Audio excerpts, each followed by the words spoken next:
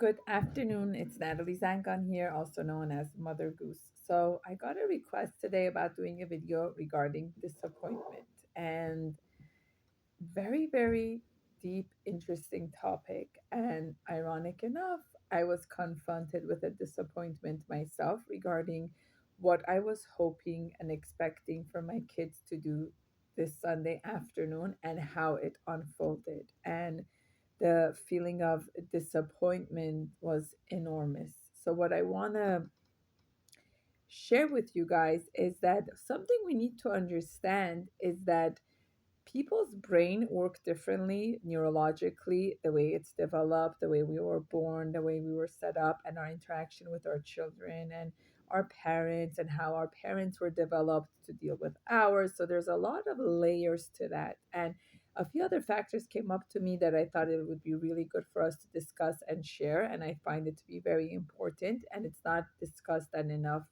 elaborated in our community. So, neurotypical are considered as normal people with normal access to their feeling, the normal access to their emotions, of what to do with it, how to cope with it, how to deal with it. And neurodiverse people are people that are either struggling with ADHD, autism, Asperger, or a whole combination of it. So there are people that could also be in between, meaning that they are not severe enough to get the diagnosis to be part of the neurodiverse community. And yet they are not considered neurotypical because they have struggled with their emotions. So, what does all that gibberish mean? That in order for us to raise healthy children that will fit under neurotypical, we need to help them to have access to all of their feelings, all of their emotions. This is what's going to help them to increase their emotional intelligence, that I keep talking to you guys about, EQ, and be able to better access their feelings and deal with them. So you might be asking, what is all of this in front of me? So for me, when I am going through a moment of disappointment, and disappointment has a lot to do with our ego, expectation, and demands we have. We think things need to work out a certain way, and we assume that because we think it's the right way, then our spouse is going to follow our hope, our children, our friend, our this or that. And sometimes it doesn't. So if we were never allowed to deal with the feeling of disappointment during childhood, it's really hard for us to make sense out of it and cope with it in adult life. But if our parents were to name it and help us deal with it and help us process it, then we would know, oh, this is the feeling I'm having. So today, when I was feeling disappointment, some things that calms me down are like lighting a candle, especially the ones that smell good, allowing myself that if I'm feeling overwhelmed and stressed to cry, like creating that safe space for myself, that zone. For me, journaling to cope with the disappointment really helps me. A hot cup of chai, mm, for me, it's the Persian tea, the Earl Grey essence that really helps me. Having a safe zone, a comfortable zone. Also, letting my kids know that I'm very upset with what took place. If they look in my eyes, they say, Ima, what's wrong? I say to them, I am really sad. I am feeling very disappointed with how today turned out. A lot of people that do not access their sadness and disappointment, and they hold the tears. But by the way, when you cry, your brain releases dopamine and serotonin. Again, I'm not talking about clinical depression of crying every single day. Just I'm talking about when that disappointment comes and you hold on the tears, you create more cortisol and stress. Whereas if you cry it out and cleanse yourself and allow yourself to have that healing of like talking to the higher power and processing it, then your brain produces dopamine and oxytocin. And one thing that you need to know, under the neurodiverse group of people that I was saying, so people that don't have really access to their emotional capacity, some of those people, that their brain, when they feel rage or frustration, their brain produces so much cortisol and adrenaline.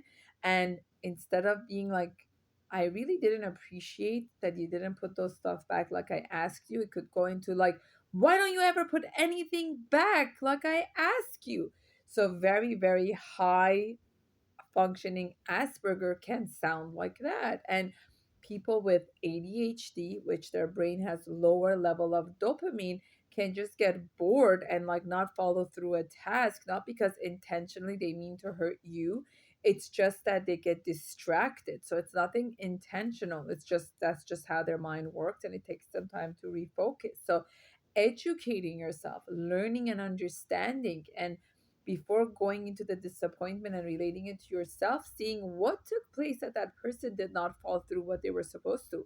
Also, hunger can lead people to act out. Tiredness can lead people to act out. Not feeling well can lead people to act out. So it has nothing to do with you necessarily not being valuable enough or me not being valuable enough. Other factors can be taken into consideration to leading to that person not doing what you were hoping to do, and therefore you're feeling disappointed.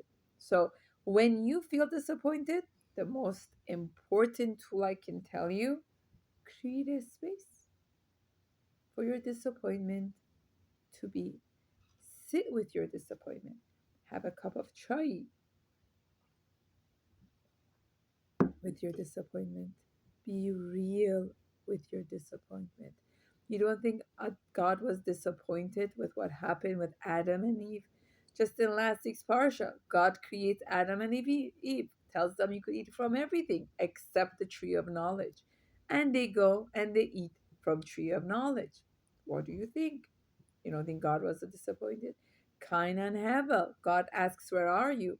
Cain and Hevel, one kills the other. God asks, where's your brother? He says, what? You think I'm a keeper for my brother? I'm a watcher for my brother?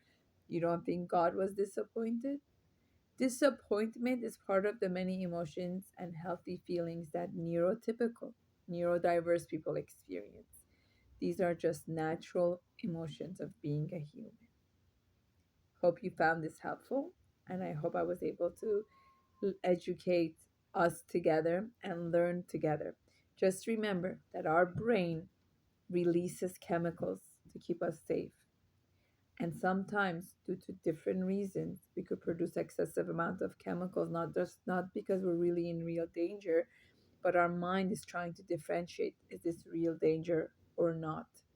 And allowing your body to sense the sensations, see where you're holding it. That somatic experience is what's going to help you work through it. This is Natalie Zangon, also known as Mother Goose, raw and real, as always.